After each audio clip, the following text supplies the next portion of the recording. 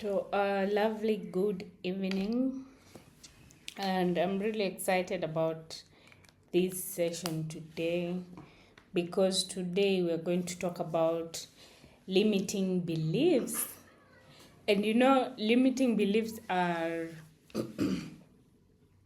a very big part of our lives. They affect us in ways that we can't imagine. Think of a time when someone is doing something they shouldn't be doing, and yet they keep saying, I don't know what to do. That's how limiting beliefs work. And why it's important for us to deal with the limiting beliefs and make sure that we are working within the beliefs that we want to work with is because these beliefs run our lives even without us thinking about it. And that's why it's really important to make sure that you understand what limiting beliefs are affecting you and how to move forward with your life. And last time we talked about how everything unfolds in our lives in terms of why we need to make sure that we maintain a calm presence as much as we can. And we talked about overthinking and mental loops and why anxiety shows up. And we understood that these patterns come from experiences in our past, things like criticism, rejection, embarrassment, and even the times you're told to stay quiet. And you find that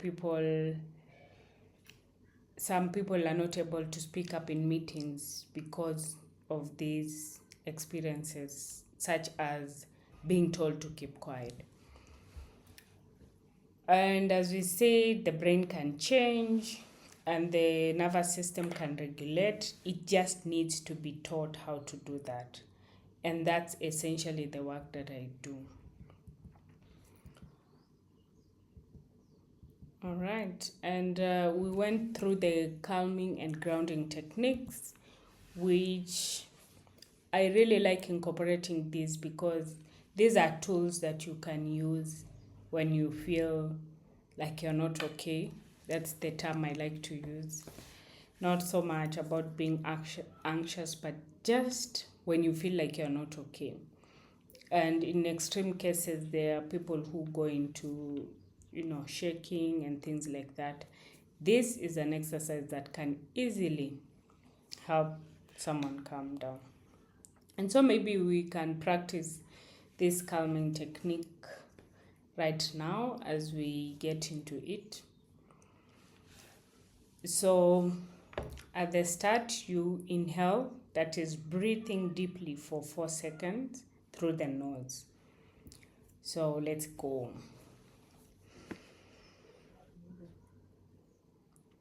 Exhale slowly for 6 seconds through the mouth.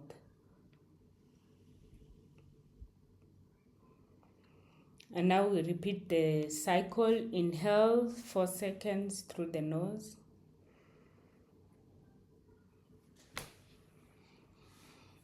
And occasionally you can hold for a bit and then exhale for 6 seconds through the mouth.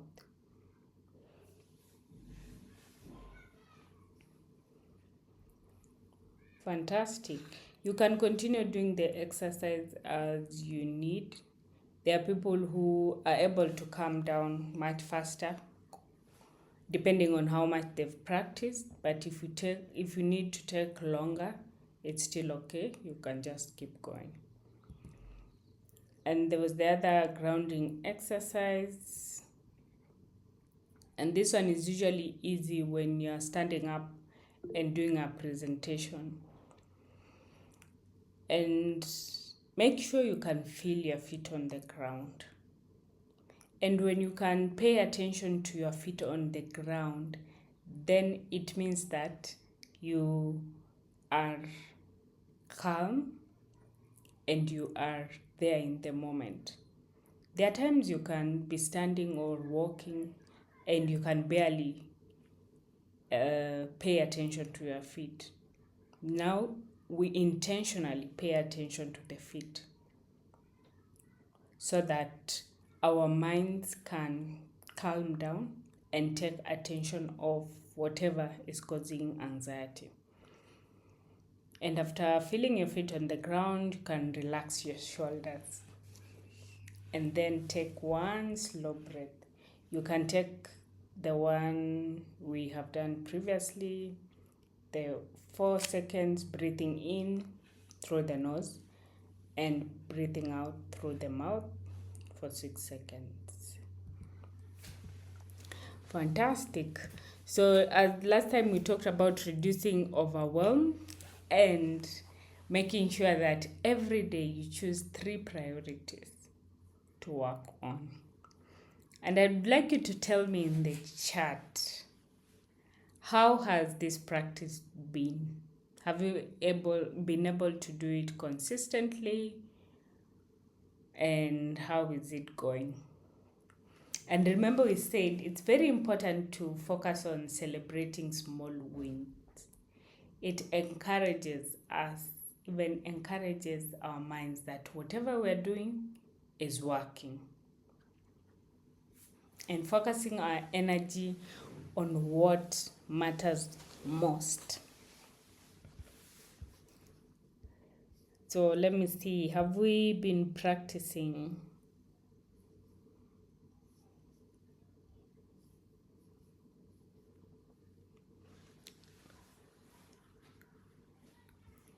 And if Njoki, you are okay unmuting and saying how it has been for you, feel free. Otherwise, you can just put it in the chat.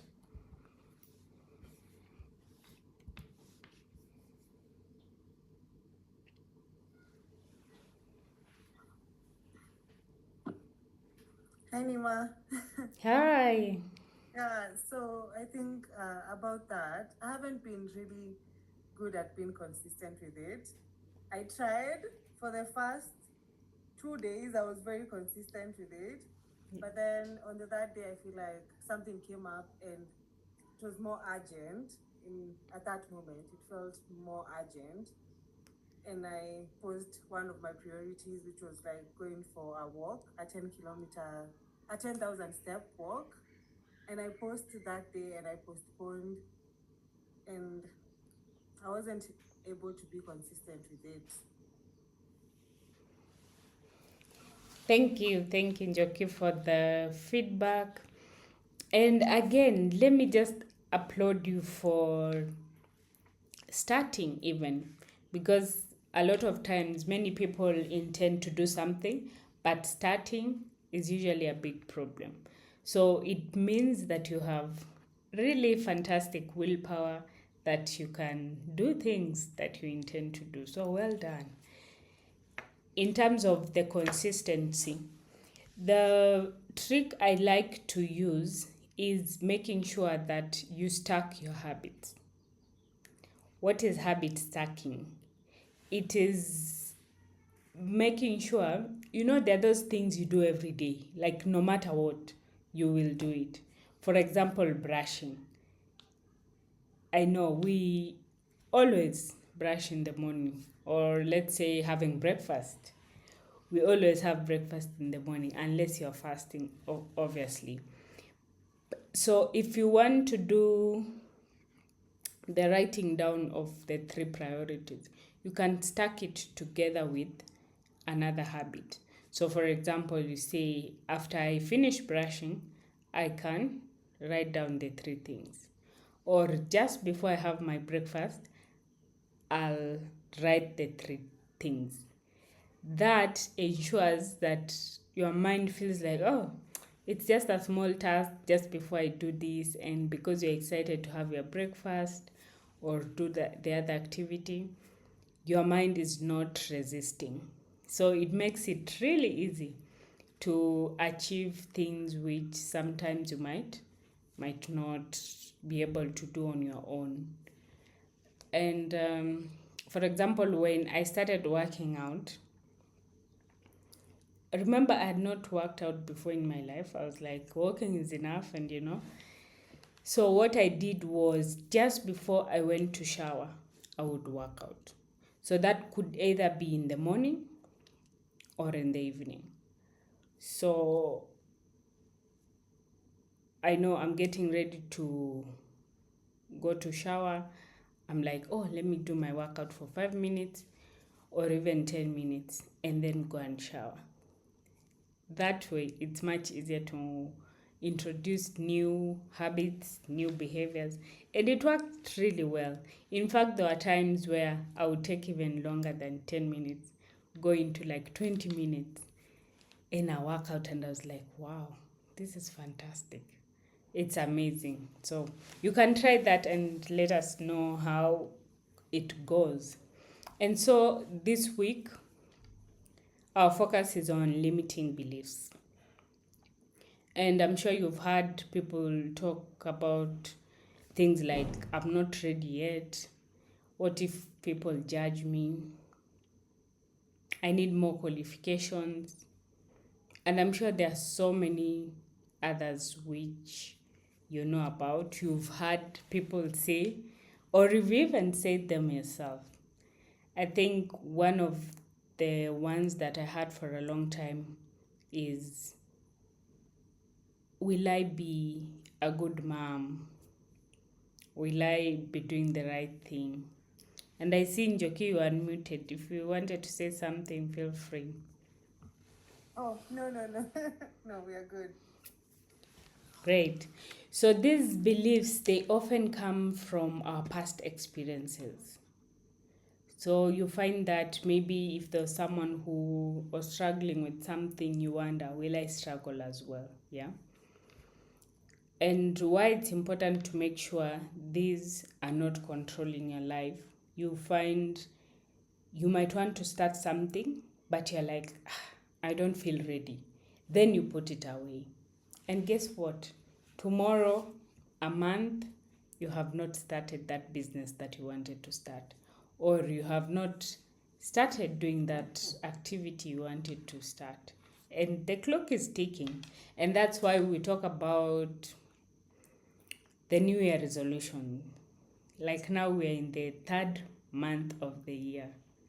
Most people, and I can guarantee you 90% of the people, have not moved an inch from the resolutions that they put. They have not worked on them at all. And sometimes it's not laziness. Actually, most times it's not laziness. It's these limiting beliefs at the back of our minds. And so how do you deal with these? We use a technique called reframing. And reframing is essentially giving something the meaning that you want to give it. For example, I had this event that I was speaking at sometime, and I talked about the same people at the same event can have different perceptions. So, the way you can pretend that like you are hitting someone. And I did that, and I asked the audience, what do you think I did? Interestingly, people gave different responses.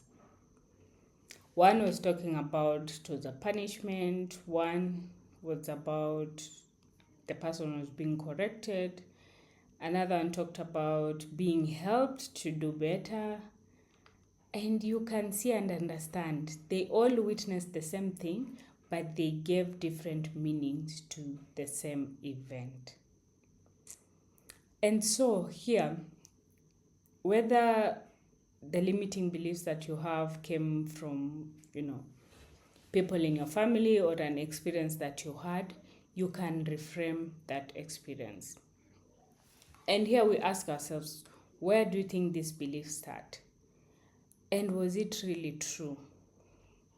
Because sometimes our minds can make up events, or because of how we perceive things, they might be created in a different way in our brains. So that's something to be really careful about. and what evidence proves otherwise. So, for example, for a student who is probably not doing as well in school, might think, oh, maybe I'm not really good at math. Yeah. But you find that on a random time, they got 10 out of 10 in the quiz in class. And that person, because they are used to the belief, or they have this belief that they're not good at math, they end up not noticing that they got everything right. And that happens so many times than we'd like to admit. And guess what? The students I work with, I make sure that I literally get every positive thing out of them. Literally. I ask them, okay, so what happened in school that was good? And I write all of that down. Because what? I want their minds to pay attention to that, to focus on those instances where they were really good. Yeah, they did something amazing. And I would say 99% of the students I work with, in fact, there's a girl I have worked with, I think, for less than a month now. And the other day she came for half term. And I talked to her and she told me, you know what? Guess what? I did so well. I improved in my studies, and I was like, wow, that's amazing. And a lot of times I get impressed myself because, someone comes in and the mom referred the child to me because she was like, I think she can do better, but she's really struggling and she's almost finishing fourth form. And she was like, I just need someone to guide her and help her so that she can improve her grades. You know, that's how parents always think. I want the best for my child. And so working with this girl showed me. She kept saying, I'm really bad at math, at chemistry, at the sciences, physics, the ones we think they're hard, yeah? But guess what? By the time it was 1.5 months, I believe, or about a month, they had been in school and they had done their tests. And she told me, oh my goodness, you can't believe what happened. I did so well. And that's because we changed the belief. I worked with her. I insisted, and she wrote down that I'm good at math, I'm good at the sciences. And guess what? Her mind went to work to make sure that it happens. And in this process, that's how your brain begins to release the old negative beliefs that are passed down from the people around us, from the experiences we've had. And this is fantastic. Actually, my favorite part of everything. Again, the other thing we focus on is to release the need to prove. I know there's this expression that show us what you got, which sometimes is a lot of pressure for a lot of people, and it becomes a belief that every time you're doing something, you have to prove your worth. And it's not true. There are circumstances where you need to prove and show what you can do, but I can tell you for sure, if your work is consistent, you don't need to prove anything. I know a lot of people who are really good at what they do. They get promotions all the time. There's this guy who joined the company as a junior, and right now they are in group level management within less than 3 years. And when you look at his story and you realize, you know what? It's his work that has consistently showed how capable he is and how good of an asset he is in the company. That's why he kept being promoted several times in the company. And once we release this need to prove, what happens? Our presence shows up as calm, because the more calm your nervous system is, it signals safety and trust. People around you feel like they can trust you. You know, you get clarity, because when you are thinking about things around what you want to do, and there's often so much noise around, and now with the age of social media and AI, there's so much information which can be overwhelming. But now, when your nervous system is relaxed, you find that you are able to make decisions with more clarity and focusing more on value, not over explaining. And this is something a lot of us do, especially when you're starting out. I remember when I started out my business, I would find myself explaining and explaining and explaining and explaining. And I realized clients don't need the over explaining. All they need to know is, how is this going to help me? That's all they care about. And so I stopped explaining what I do, how the science works. I was like, if you need to release anxiety, if you need to let go of these limiting beliefs, then this program is for you. And it made my work much easier. I'm like, if it doesn't land for you, then maybe you're not my client. If it lands, then amazing.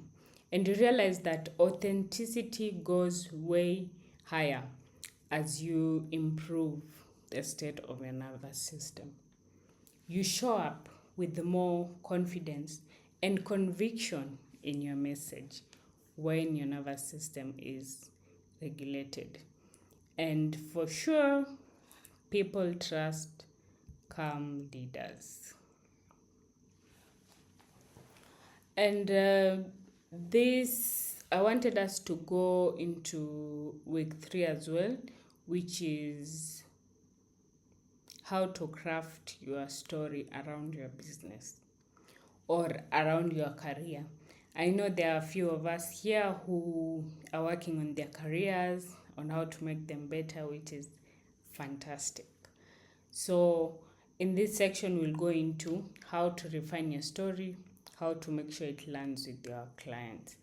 And at this point, I'd like to know, so far, how do you feel about releasing the need to prove, how limiting the beliefs affect us, and how we can reframe them to work better for us? Yeah.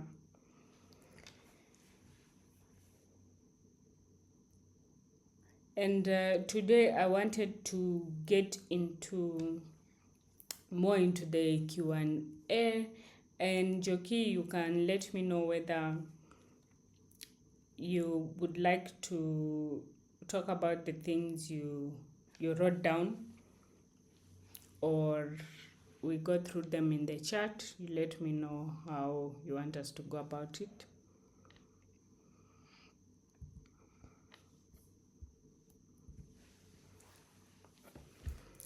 And so let's go a bit into the story, and then we go back into the questions. So when I was creating this program, I was really clear on what kind of story I want to give. I know online nowadays there's a thin line between oversharing and what makes sense. And for me, from the word go, I was clear. I do not want to share every single thing about my life online. And for sure, it's possible. I know people who are successful in business, but you don't get to see their family's faces in their content and things like that. So how do you craft this story without oversharing, or sharing just the information that you feel confident you feel okay sharing. And one thing that I really love is whatever you have gone through, your story could be somebody else's lifeline. Why is this? Because everyone out there is looking for someone who they can relate with. They can relate to their story, their struggles, and how they came out on the other end successful, overcoming. And that is the basis of what I teach. That your story, whatever you post online, is in line with the experiences that you went through. So I know there's this, when I was doing my Dale Carnegie training, I learned that you have earned the right through your experience. So you don't need to necessarily have a master's in what you are doing. You have earned the right to say that I'm experienced in this based on what you've gone through. And people relate to that. And so you go into what challenges have shaped you. And if you have your notebook and pen, you can be writing these questions. What did you learn from the challenges that you experienced? And how can that help others? Essentially, my story has been about dealing with extreme anxiety and taking that, healing, and becoming a better version of myself for my family, and also helping other people who are going through the same. That's essentially what my life story is about. And guess what? This story is what people relate to, and that's how trust is built. And so be sure that your experience is very valuable. And so, how do you find your niche? Again, these are the core questions that I'd like you to write down and have them in mind when you're thinking about if you'd like to specialize, what do you want to specialize in. For me, it was really easy because among all the struggles that I went through in terms of my emotions and everything, the biggest thing for me was the anxiety, the fear, the what ifs, the not wanting to do something because you fear that you'll fail. And I think for a long time, and even before, at some point I realized I think I'm meant to run my own business. I had that insight a long time ago. But I was like, you know what? In my family, there's no one who is running a successful business. So who am I? Yeah. But at some point, you have to move forward. And here I am. And I'm really happy that I made this step. So, who do I help? You must have in mind a specific group of people who you want to serve. So, for example, for me initially, I actually have worked with a lot of moms who relate to, the struggle and even worry about passing this on, to their anxiety to their children and things like that. You might be looking at people who are in campus. There are different kinds of people. And what problem are you trying to solve? So again, the urgent pain point that people are struggling with and they're willing to have it solved. What insights are you giving? Your unique perspective, the method or solution that comes from your own experience. And your niche usually comes from your own journey. This is especially true because really you cannot guide someone else through something you haven't experienced. I know people usually wonder, how can someone be a marriage counselor and they are not married themselves? That's the thing we talk about. So make sure that it's aligned with your journey. And when it's aligned with your journey, it's so easy. Like someone can wake you up right now and you're able to explain what you do, why you do, how you do it. That's literally how I feel about my work. I'm like, I have researched, I have put a lot of time and effort into doing this. Even before I went back to school to train for this, I had already researched for a long time on how to help myself, how to help my family while I deal with all the fears and the anxiety I was experiencing. And in terms of the business wise, running your own business is not easy, for sure. If I knew what I know now, the first month of my business, can you imagine? It would have been fantastic. But again, you live and learn. So, how do we build our online presence? And here, I'd like you to choose whether you want to focus on LinkedIn or Instagram. It's okay to post in many different platforms, but they say if you focus on one, then you can make time to focus on, you know, the people who are there, building credibility with those people. And yeah, with time, you're able to get more out of those relationships. Personally, I would say focus on two. And this is why. Because the work that I do is primarily focused on professionals, and you find a lot of those professionals are on LinkedIn, but some of them are not okay sharing their weaknesses there because they always want to look good and perfect, in front of everyone, prospective employers. And I understand why that is so. So other platforms like Facebook and Instagram can be really good to work on. And there's also TikTok. So look at where you're posting, where you're getting more traction, then you can focus on the best too. And so in these platforms, what do you focus on talking about?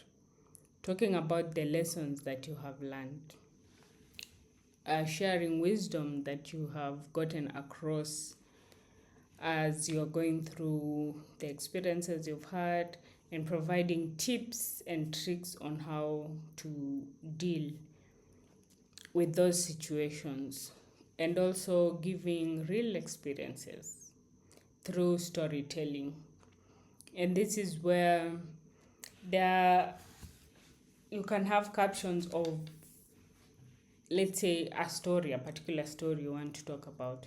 I remember there was a time I had so many stories. Anytime I would think of something, I would write it down so that when I need to tell a story in my posts, then I have a story bank somewhere. That really helps.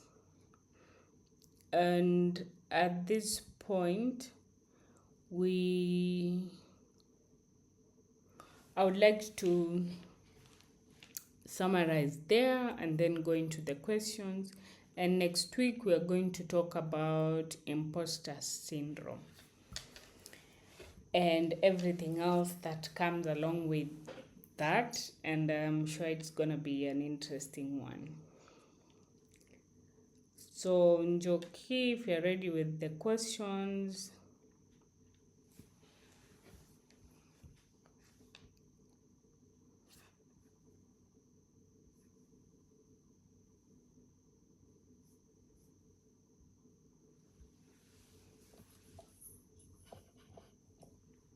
Yes, Nima, I think you've covered a great deal of what I wanted to ask actually when you talked about, when it came to my story part. I really loved it. I think one of my questions was, how do you confidently choose, like, what part of your story to share publicly and what to hold privately? while still coming across as authentic and maintaining your credibility? Yeah, that's fantastic question. And like you said, when I mentioned about your story, focusing on what you have lived through and giving people stories around that, I feel like it helps to build the credibility without having to lay yourself open, everything. Because I believe there's importance in having some, how do you call it? The things that people don't know about you. I think it's really important, and reserving that for yourself or for people who are closest to you, but not the public. And I think as we reflect on the story and how we can help people, we can separate ourselves from our oversharing and what really clients would be able to relate with.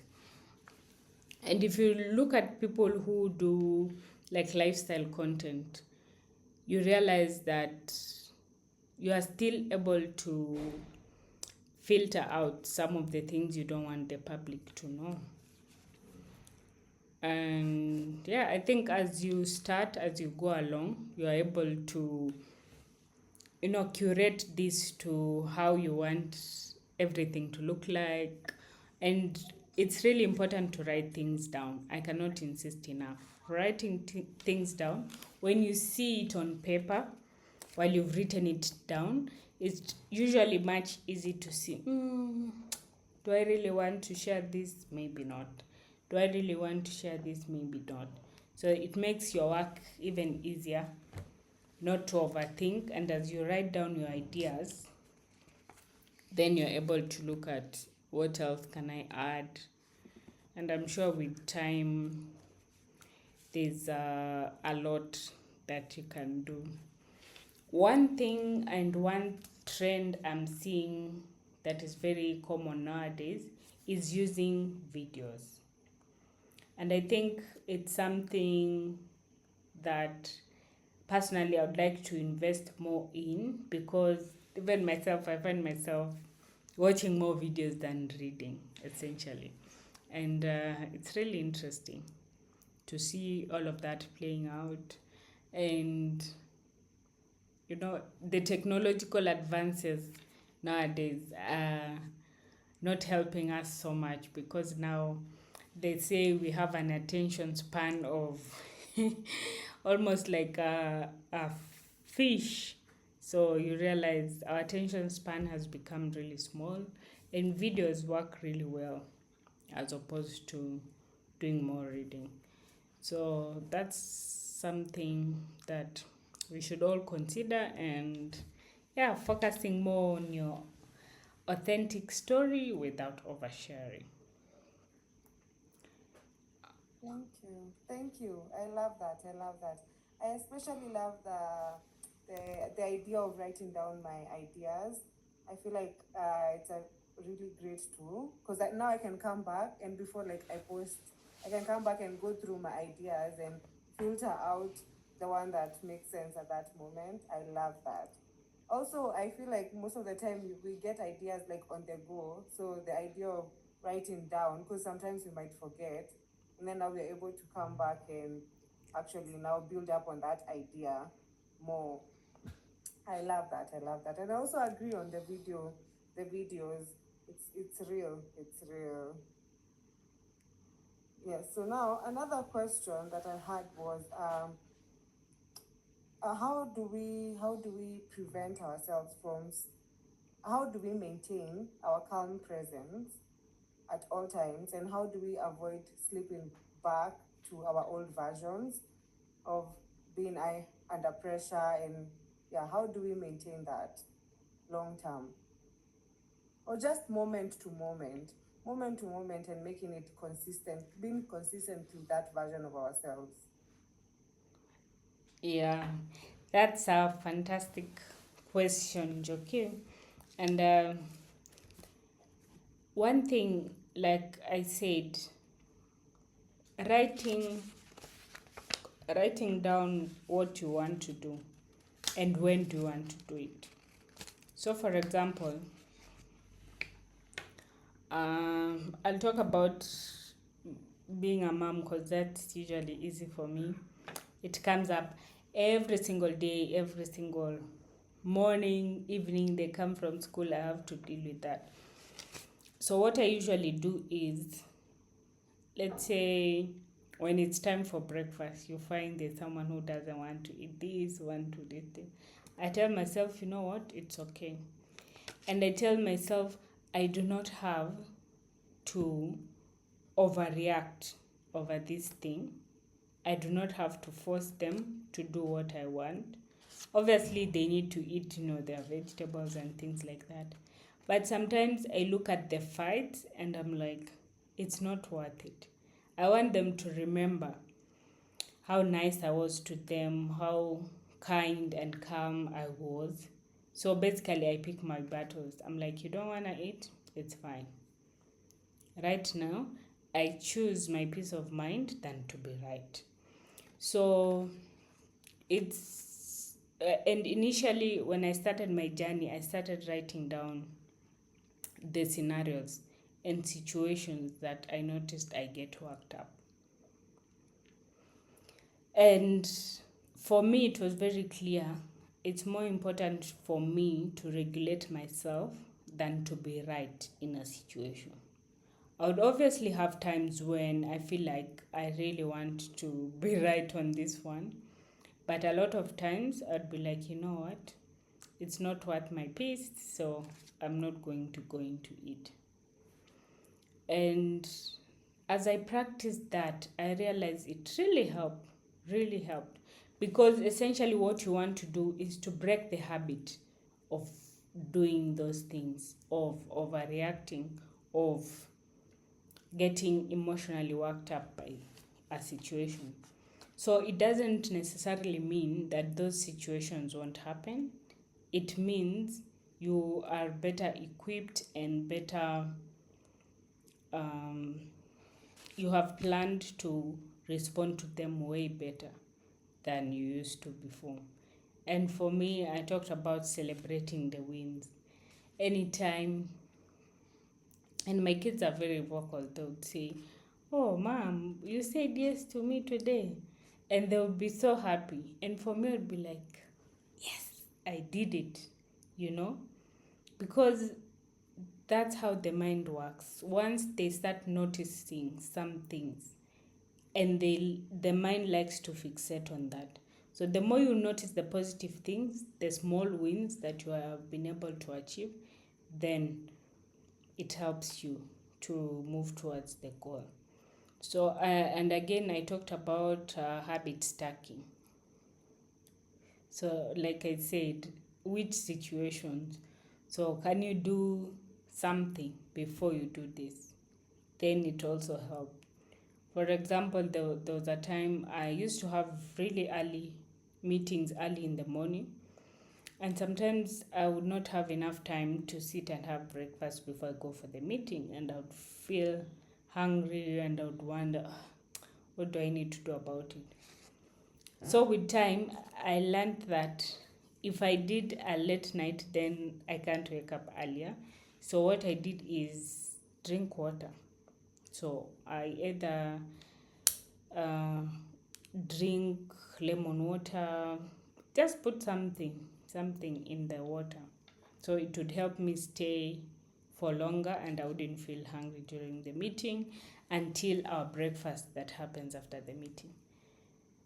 So looking at what are the habits that you do around the same time, and then now putting a new habit together with those ones, it really helps.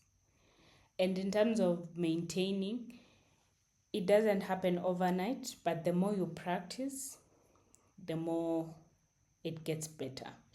And also, the other things that I incorporate in my work is that I create an audio recording for you. That way, it helps you create new habits faster. You don't have to take another 6 months to change. You can change within a short time, even a month, even shorter than that. And there are some things which are able to be turned around instantly within a day, within, like a lot of people who experience pain, they're able to let go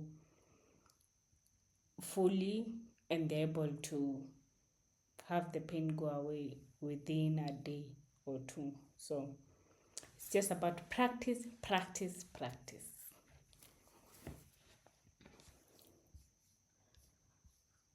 So if there's any questions, any more questions, we have a few minutes to wrap up. What do you think about the feedback? Thank you. I loved it. I loved it very much. And okay, yeah, I get it. Doesn't happen in one day. So consistently showing up and practicing is what is gonna build up the momentum. Yeah. Thank you for that. And also, like, what are like some subtle signs that your nervous system is not regulated? Like, and how do they show up in subtle ways that we might not notice? That are not as evident, but they're there. Yeah. Uh, that's a question that I get a lot. People seem to not know when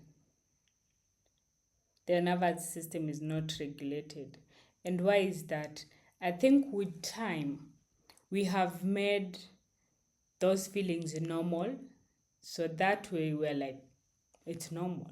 So, for example, if someone is, let's say, in a workplace environment, and someone is shouting across the board because something was not done or because of a mistake that somebody did, that's not normal. 100%. That means they are not regulated. Yeah.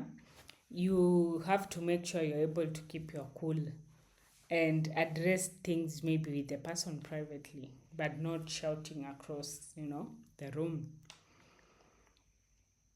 And so many other things, even for parents. I think with time we have normalized shouting and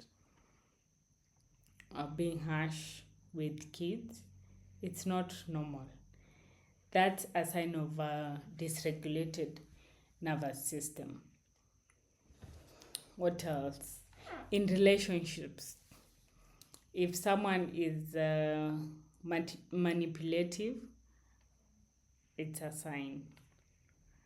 If someone is, overly nice, or what do they call it? Like a people pleaser. If you ask them anything, they never say no. It's always a yes. That's a dysregulated nervous system. It often comes from if they had people in their life who are overly manipulative. And these people tend to attract partners and friends who behave like that. So their system feels, oh, I think I click with this person. But it's not clicking, it's it being familiar because you've experienced it before. What else? Like, like if we talk about things with depression, like if you don't want to see people, you don't want to hang out with people, it's a sign. And also, sickness is a big sign for dysregulation because usually research says that 4 minutes of being in a negative emotion. So, for example, if you're angry for like 4 minutes, it lowers your immunity for the next 4 hours. And that's when you realize when people have a lot of issues around them, they usually often get sick, they get the flu, it's not that the flu or that virus was not around them, it's because the virus has been there, but the immune system has gone down because of the challenging or the stress moments. Then the immunity has gone down, and you find now the virus seems to be stronger and you get sick. I know I can talk about so many things because it's things that I see every day. I talk about anxiety. It's not normal to be anxious about every single thing, or about simple things like talking to one person. It's understandable talking to many people can be hard, but just one person, it's not normal. The other thing is if you've gone through a trauma and now you start fearing. So if you look at people who've been in accidents before, they're very anxious. Because of that experience, their nervous system was dysregulated. So they tend to behave in a certain way. I'm sure I've given you so many ideas. Do you have anything in mind that you're thinking, this is probably dysregulation? Yes, actually, I'm thinking about my overthinking patterns. And I'm like, in my head, it's like I'm always trying to come up with, I'm justifying it as I'm trying to think of plan A, plan B, plan C. What if this doesn't work? Then I can do this. Then, in a logical way, I feel like it's my mind trying to keep me safe. But now, when I hear you talk about it, I'm like, it's crazy how I've normalized it, but it's not normal because constant mental chatter in my head is not normal. And yeah, I love that you pointed it out. Yeah, 100%. Chatter, there's usually chatter in the head, but sometimes when it's constant, and you find I've worked with a lot of people who deal with insomnia because their mind is not able to shut down when it's time to sleep. And that's a big sign of if your system has been dysregulated for a long time. And the chatter is a normal thing when it's little, and then after some time, after you deal with that thing, it goes away. The problem is if it's constantly there, then it's a problem. Like when I was really trying to improve my business and things like that, I would have crazy ideas in the middle of the night, and I would think, hey, maybe I should implement that, maybe I should do that. But for a few days I realized, you know what, you can't do everything. So I told myself it's okay, when I get to work I'll work on that. And I was able to stop the chatter, but it's real. It's real for sure. So as you practice the calming yourself down, the grounding, it signals to your nervous system that everything is okay, you are safe. And you realize as you practice, the chatter will go down. However, if you think it's too much, if you think it's affecting your life, then you should consider doing an RTT session, a customized session, so that you're able to identify where all this came from, do the reframing, and then be able to move forward while reducing the chatter, and with time it goes away completely. Thank you, thank you. I love that. And I think it all ties down to everything you've said. Because I feel like if I implement the grounding anchors tools, and then I also write down as much as I can oftenly, I feel like that's going to help me. And yeah, it's gonna help me. For sure, for sure. Thank you so much for your input and your commitment and how open you have been in this journey. I really enjoyed reading your feedback and how you're progressing so well. And I can tell you for sure, the more you work on it, the more it gets better. So I'm looking forward to your amazing story of success. Thank you.